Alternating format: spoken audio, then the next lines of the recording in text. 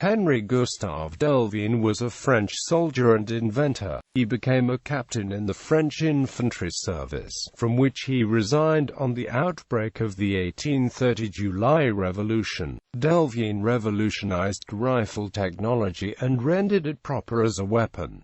Chambered magazines. In 1826, Delvigne invented a new method which greatly simplified the use of rifled guns, and created a rifle known by his name. In this rifle the chamber was smaller than the bore, with which it was connected by a spherical surface equal in radius to the ball used. The powder was poured from the muzzle into the chamber, upon which the ball rested when dropped into the bore. When forced against the chamber rim by ramming it, the bullet would become deformed and flatten, so as to expand in diameter against the inside of the bore, allowing the bullet to press against the rifling grooves. When fired, the bullet would accompany the rifling and spin.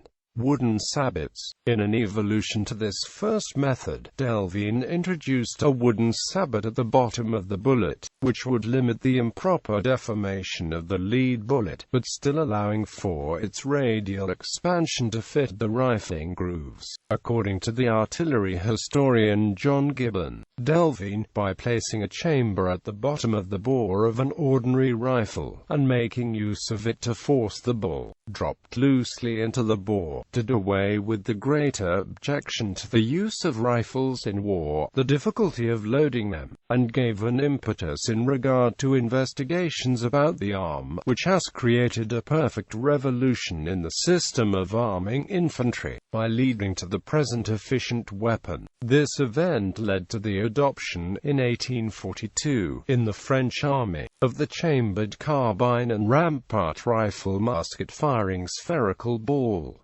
In all these cases the radial deformation of the ball against the rifling grooves would permit a more efficient spinning of the ball.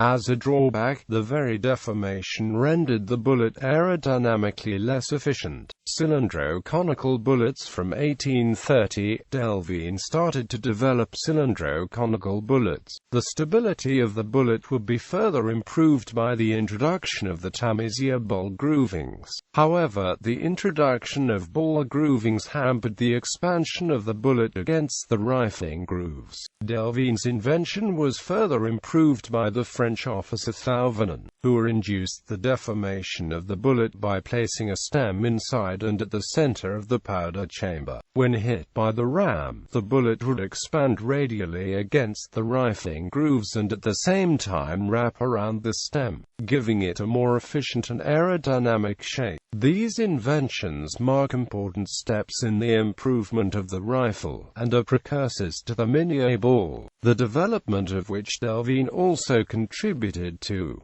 Delvigne also devised some life-saving apparatus, particularly life rockets. His publications include Exposé d'un nouveau système d'armes pour l'infanterie. The Chamelot. Delvigne was a revolver pistol he developed with the Belgian gunsmith J. Chamelot, and which was adopted by the French army in 1873. Works. Exposé d'un nouveau système d'armes pour l'infanterie.